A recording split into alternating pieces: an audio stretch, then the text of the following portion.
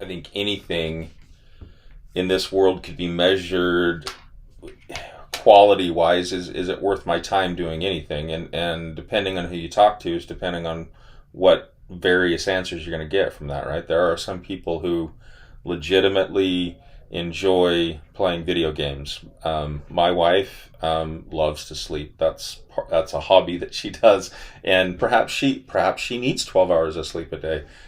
Whether she does and where she does not, she loves to sleep, more so than I do. So it's I think the concept of this is less about perhaps leisure time, less about relaxing, less about engaging in things that are pleasurable, right? In an effort to try to blow off some steam or what have you. But I think this concept became interesting to me. Not I was just about to say not because I'm staring down the barrel of 50, which I am, and I think that has something to do with it. But some people might think that this is a midlife crisis on my part. That here I am about halfway through what would be considered that my time on this earth, and the question that I have is less about what have I done and more along the lines of what am I going to do. And so I don't look back on the almost 48 years I've been on this planet and see that I've wasted my time. But I can look back and I can identify numerous times when I willingly engaged in a one-sided relationship, a one-sided conversation, a one-sided, for instance, I was putting far more energy into something than that other thing was putting into me, if that makes sense. So I can identify this relationships. I can identify this with jobs. I can identify this with hobbies. I can identify a lot of things as far as what is worth my time. And I think the first measurement, what I've been looking at since I actually the book that some of these quotes come from is called Zen in the Martial Arts, written by a guy by the name of Hyams, and it was actually originally written back in the mid 70s, which Bruce Lee, who was quoted from that book, died in 1973, and so it essentially was written by one of his students, but the student just wasn't. He didn't just go to Bruce Lee to be taught. He actually sought out some of the best martial artist teachers that the California area had to offer at that particular point in time. And then he essentially wrote a book on what he learned about martial arts. And through it, there's several things that stood out. But as I was reading this book, that this concept of allowing people to steal my time. We all have this bank of time, as the blog said, right? We all have this bank of time, and from basically the moment we're born, our bank of time starts clicking down. And the closer we get to that point of death, which most people are not clairvoyant enough to know the time and the date of their death. But nonetheless, my dad will be 80 years old this year, or 80. Yeah, he'll be 80 years old this year. He's got certainly less than 20 years left. And if we're in the same position as his father, he's got about 10 years left. So what is my dad doing with his last 10 years? I don't know. He quit working. He's worked his whole entire life. In fact, his whole entire life he's had 2 and 3 jobs trying to take care of his family. He is finally completely retired. He spends a lot more time with his grandkids. A lot more time with my mom. If you had 10 years left, if you had 1 year left, what would you do? But I've always identified with music. Music has always been a tremendous coping skill for me. Loved rock concerts. Went to as many as I could. There were specific bands that I would listen to, and I would categorize music, meaning if I couldn't listen to the album front to back multiple times, without getting bored or without hating it, I wouldn't buy it. So I'm not one of those guys that has, music lists from 300 or 400 different artists that produced one song that sounds in some circumstances good, in some circumstances just so trendy that it gets horrible after you hear it 3 or 4 different times, right? I'm not one of those guys. I've got a selective meaning on my playlist. It's all albums from all of my favorite artists, and quite honestly, there are times when I'll push play on an artist. For instance, Pink Floyd is one of my all-time favorites. I'll go through and listen to every album all the way through and go through, and it becomes my kind of an experience for me. There was a time in which I would have paid a lot of money to see Pink Floyd live in concert. Like, I would have paid thousands of dollars to see Pink Floyd live in a concert. There was a time when I would have spent thousands of dollars to see the original Led Zeppelin lineup. But at this particular point in time, even if Pink Floyd toured, for instance, David Gilmour, who is the lead guitarist and one of the lead singers, he's still alive. Even if he came into Salt Lake and I had the opportunity to purchase a ticket, I don't think I would. And some of it has to do with financial stability, because I would imagine that a David Gilmour ticket would probably be a lot of money.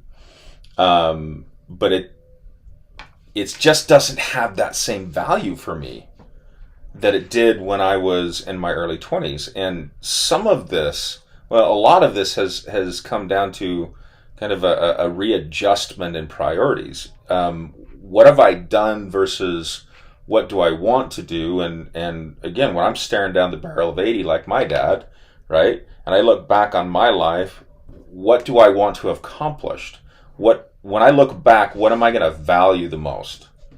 My family, my wife, my children, my grandchild, right? I look back on my lifelong passion of trying to help people. I look back on my drive to learn and understand complex things, right?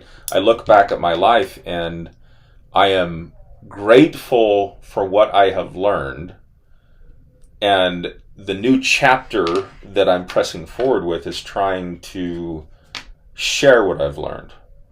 So right now, let's say that 40 years from today, I would love to look back and be able to identify that this guy,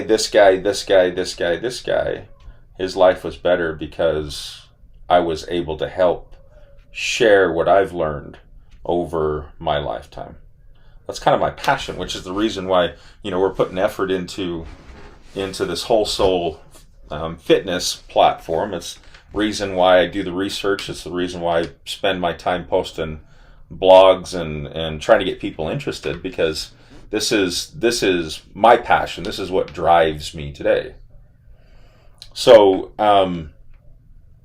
I talk about a couple different things, but there seems to be a shift. What causes a person to change what they value, or perhaps even change what they're willing to spend their time on? I think we should be looking for opportunities to adjust our perspective. I think we should be looking for opportunities to take stock or evaluate what it is we're doing, and whether or not what we're doing is creating the outcome that we want or the outcome that we desire. For instance, I spent 20 years working for government entities, and here's my perspective, and here's my conclusion after 20 years. I didn't waste my time. I was compensated. I had really good benefits. I've got, money saved. I got a pension.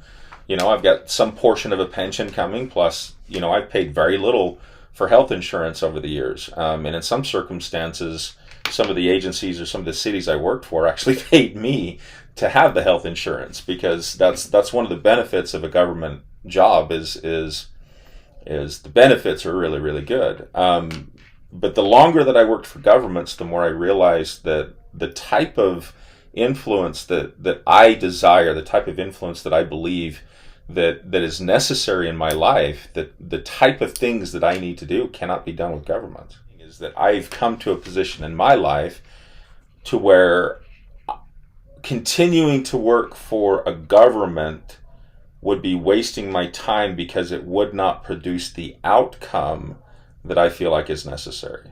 That's for me. I have reached the plateau of what I can accomplish as a government employee.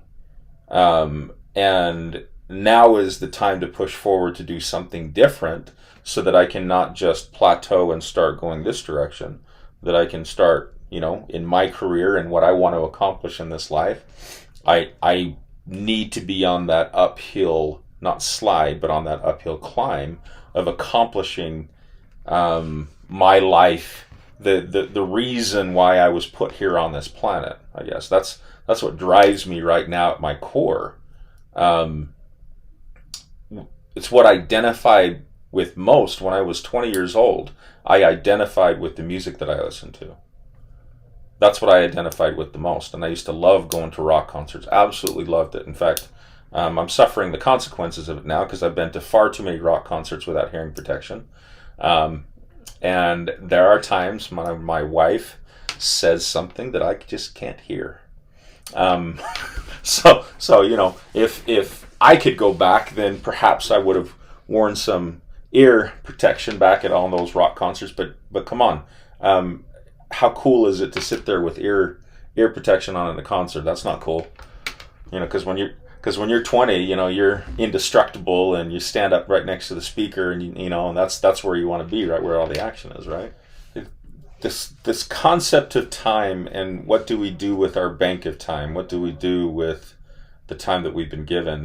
And again, I feel like it's less of a conversation of, if I snuff out of this life right now, have I done everything that I want to do? I think it's more, for me, if I snuff out of this life today, and again, it really depends on your viewpoint. There's obviously basically two sides to this, right? There's some people that believe that, the soul of a human is the electrical force within that human, and at death, the energy simply ceases, and the entity, the person also ceases. Then there's the complete opposite view of life after death, and a universal being that is sentient and control of things, right? So whether we believe in God, or whether we believe in science, or whether we believe in something, I personally, the older I get, the more I have to conclude that something exists on the other side. I've seen too much and experienced too much not to believe that there is a God that is orchestrating and helping move us forward in this life. I have witnessed miracles, things that cannot, for instance, as a law enforcement officer, the only thing that ever surprised me is that something that should have killed somebody didn't, and something that should not have killed somebody did. Meaning, time and time again, there were people that should have been dead and weren't. And where I was not a medical examiner, or where I was not a physician, I did investigate enough death and I did have a strong enough understanding of the functioning of the human body, that it's amazing how fragile the human body is, but it's also amazing how resilient the human body is. So the concept is again, maybe getting a little sidetracked a little bit, but the concept is when I snuff out of this life and essentially I wake up dead, right? Did I accomplish the reason why I was sent here? Did I utilize the gifts and skills and talents? Did I follow through with my stewardship of my life, right? Does that make sense? Did I do something with the time that I had? And this is not trying to demonize the concept of taking time off, de-stressing and relaxing, that these are all exceptionally important things. But did I idle and waste away my time doing things that did not matter? I feel like today, I can honestly say that I have closer to saying that I don't idle away my time. I feel like I'm honestly anxiously engaged in some sort of a good work, something that try to do. And in fact, maybe as of late, I could probably take a little bit more time off, but because we don't want to go to the other extreme, right? But when you're staring down at the barrel of 50, what do you want to do? Who do you want to be? Is it possible? And we're not going to get into this snowflake versus boomer conversation, right? Because I'm not even a baby boomer. My dad is. Obviously, I jest, but at a younger age, your comment is based on experience, and as a human species, we can't understand without direct experience. And so, the goals and the dreams and what drives me today is different than what drove me 20 years ago, and it's different than what drove me 30 years ago. And perhaps that alone is evidence of a life well spent, because it speaks of the growth that I have intentionally sought after, and the growth that I can see that has occurred because I have changed what I desire. I have changed what drives me. There are still some core passions that have always been there, but I think I've added to that. And for me, if I can say that I've learned something and that I've taught somebody something, I feel like that's time well spent. Maybe at this point, what do I do with the rest of my life, and what do you do with the rest of your life? And perhaps it's the same answer. So I think one of the points that I've tried to argue in the blog post was how my perception on time has changed, and how I'm more careful with what I do with my time. Not because I'm running out of time, because there is that bank account, right? There is the clock, and whether I drop dead in 3 seconds or whether I drop dead in another 40 years, in my circumstance, in my case, I feel like that matters less than what I'm doing with those seconds while I have it. I feel strongly, and this is coming from my perspective, right, from my experience. I have spent quite a bit of my life living in fear of experience. I do things or I don't do things because I'm afraid of the outcome. And I would argue that that's probably something that most of us have in common. Is there is a motivator, a primary motivator of fear. Again, I've always said that I want to jump out of an airplane. I would love to jump out of an airplane. Right now, my excuse is I don't necessarily want to spend the time to learn how to do it. Meaning, I would prefer, if I could do things over, maybe I would have looked at a career in the Air Force and then been taught how to jump out of perfectly good airplanes so that I don't have to be strapped tandem onto somebody else's chest, right? Something like that. But I would be lying if I didn't express that one of the reasons why I haven't jumped out of an airplane is heights bother me quite a bit. I mean, the higher I get, the more terrified I get. And in my life, there's this tenacity within me that if I identify that I'm afraid of something, I generally will seek opportunities to engage in that thing in an effort to try to overcome that fear. And that has served me well under most circumstances. This concept of fear, or this concept of what am I doing with my time right now? I think what I'm doing more than anything is I am not allowing fear to stop me from gaining the experience I need to create the success that not only I deserve, but I desire.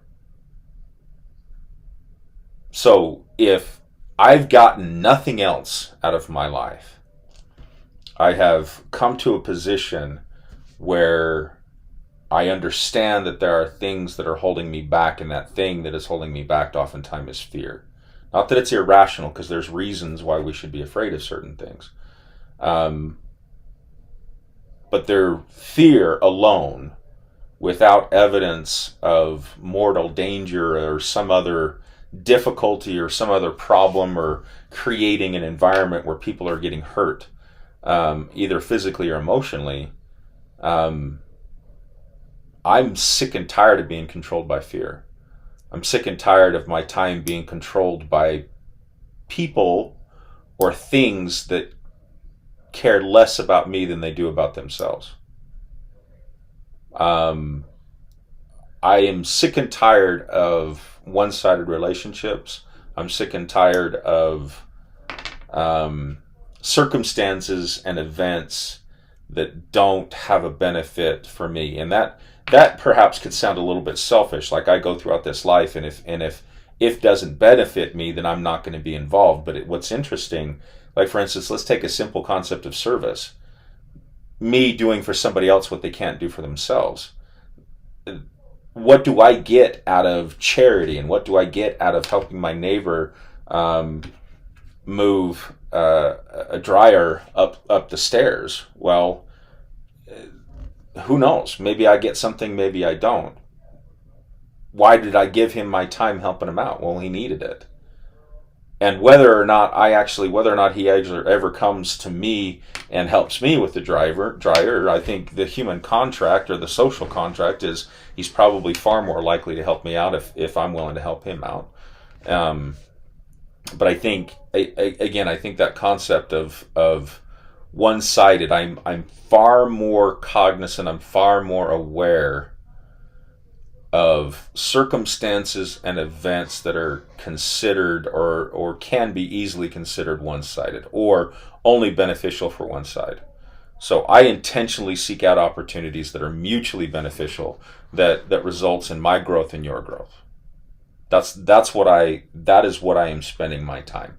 Not only purposely engaging in things that terrify me, but also giving or spending my time in a process or a path that brings my growth and the growth of other people. Because as I look back at 47 years old, what I've learned is what I cherish the most. The whole soul fitness model talks about this concept of desire, purpose, and belief, or my what, why, and how. What do I want? Why do I want it? And how do I get it? And everything that we do starts with desire. And there's two sides to desires. Desires that bring positive outcomes. There's desires that bring negative outcomes. I think what we're talking about is living a life of design, living a life of purpose, living a life that matters, and actually willing to have the guts and the strength to take a strong look at what I want and whether or not it's a positive thing. What, why, and how. What do I want? Why do I want it? And how do I get it? And you say, what would I be doing if I knew I had a year left? And my honest answer right now is exactly what I'm doing right now.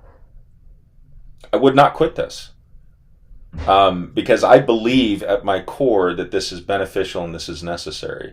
And one of my heroes, one of my mentors, one of the people, one of the guys that I look up to the most, and there's been several throughout my life. One was an officer that I met, a guy by the name of Kevin Arledge. I was brand new rookie cop and sitting in the squad room, doing what everybody else was doing with their feet up at the end of, it wasn't even the end of a shift. We worked swing shifts. And so it was 9 o'clock at night, and graveyards had come on, and we had gotten done with dinner, and we were sitting and rapping, talking about the day's events, right? But I still had several hours. I didn't go home until 1 a.m. And he pulled me aside and looked me square in the eye and said, "How dare you?"